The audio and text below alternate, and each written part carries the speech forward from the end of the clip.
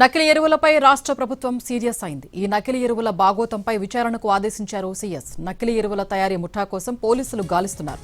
కర్ణాటకలో తయారీ చేసినట్లు ప్రాథమికంగా నిర్ధారణకు వచ్చారు. తెలంగాణ వ్యాప్తంగా నెట్వర్క్ ఏర్పాటు చేసుకుంది ముఠా. రైతులకు అనుమానం రాకుండా డీఏపీ తయారు చేస్తుంది ముఠా. డీఏపీ బస్తాలపై ప్రధాని మోదీ ఫోటో సైతం ముద్రించారు కేటుగాళ్లు. విజిలెన్స్ వ్యవసాయ శాఖ అధికారుల తనిఖీలో వికారాబాద్ జిల్లా మంచెన్పల్లిలో 106 బస్తాలు స్వాధీనం చేసుకున్నారు. చిగురాల్పల్లిలో 25 మంది రైతులు 275 నకిలీ డీఏపీ కొనుగోలు చేసినట్లు గుర్తించారు అధికారులు. కొందరు రైతులు పొలాలకు ఉపయోగించగా మంచెన్పల్లిలో 106, చిగురాల్పల్లిలో 27 బస్తాలు గుర్తించి చన్మోగుల్, పరిగి పోలీస్ స్టేషన్లకు తరలించారు. రైతులు కొనుగోలు చేసిన నకిలీ డీఏపీని గుర్తించి పోలీసులకు ఫిర్యాదు చేసిన విజిలెన్స్ వ్యవసాయ శాఖ అధికారుల ఫిర్యాదుతో నకిలీ డీఏపీ బస్తాలపై పరిగి, చన్మోగుల్ పోలీసులు ముమ్మర దర్యాప్తు చేపట్టారు. విచారణలో కీలక విషయాలు వెలుగులోకి వస్తున్నాయి. సర్పంచుల్ని అడ్డుపెట్టుకుని కేటుగాళ్లు దందా చేస్తున్నారు. నకిలీ ఎరువులు చల్లిన రైతుల చేతులకు బొబ్బలొచ్చాయి. పొలానికి నకిలీ ఎరువులు చల్లడంతో పంటలు దెబ్బతింటున్నాయని రైతులు ఆవేదన వ్యక్తం చేస్తున్నారు.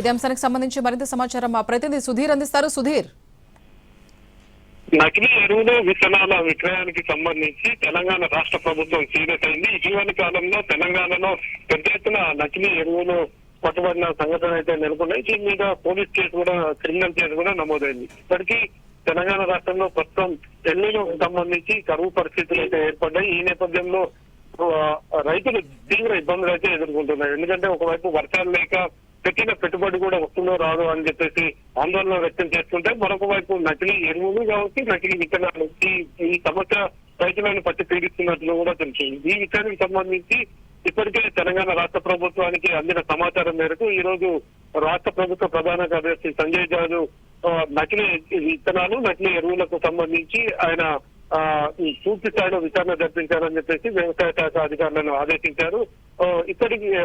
నిన్న పరిగిలో కావచ్చు, ఇటీవల కాలంలో పెద్దంబర్పేటలో దొరికిన పెద్ద ఎత్తున నకిలీ డీఏపీ దొరికింది. దీనికి సంబంధించి ప్రధాని నరేంద్ర మోడీకి ఫోటోలున్న బ్యాగులను కూడా విక్రయించడం జరిగింది. ఇది పెద్ద నేరంగా రాష్ట్ర ప్రభుత్వం పరిగణిస్తుంది. అంతేకాకుండా గ్రామీణ ప్రాంతాల్లో సర్పంచ్లను మధ్య దళాలుగా వినియోగించడం జరిగింది. పెద్ద పెద్ద కంపెనీలకు సంబంధించిన మీడియేటర్స్ సర్పంచ్ల సహాయం తీసుకోవడం జరిగింది. సర్పంచ్లు చెప్తే ఖచ్చితంగా గ్రామాల్లో ఉన్న రైతులు కావచ్చు, ప్రజలు కావచ్చు వింటారని చెప్పేసి సర్పంచ్లను ఇందులో ఇన్వాల్వ్ చేసినట్టు తెలిసింది. దీనికి సంబంధించి ఇప్పటికే విజిలెన్స్ కేసు నమోదు చేసింది. మరొక వైపు క్రిమినల్ కేసు కూడా నమోదు కావడంతో విచారణ వేగవంతం చేయాలని చెప్పేసి రాష్ట్ర ప్రభుత్వ ప్రధాన కార్యదర్శి సంజయ్ జాజు వ్యవసాయ శాఖ అధికారులను ఆదేశించారు. పెద్ద ఎత్తున ఈ డీఏపీ అదేవిధంగా ఏవైతే విత్తనాలు దొరికాయో వీటికి సంబంధించి ఎవరున్నారు వీటి వెనుక అనే విషయానికి సంబంధించి కూడా పెద్ద దర్యాప్తు చేయాలని చెప్పేసి అధికారులను ఆదేశించారు. 1-2 రోజుల్లోనే ఇందుకు సంబంధించిన పూర్తి వివరాలు రాష్ట్ర ప్రభుత్వానికి నివేదిక రూపంలో అందిస్తామని చెప్పేసి వ్యవసాయ శాఖ అధికారులు సంజయ్ జాజుకు స్పష్టం చేసినట్టుగా తెలుస్తోంది. Right, thank you Sudheer.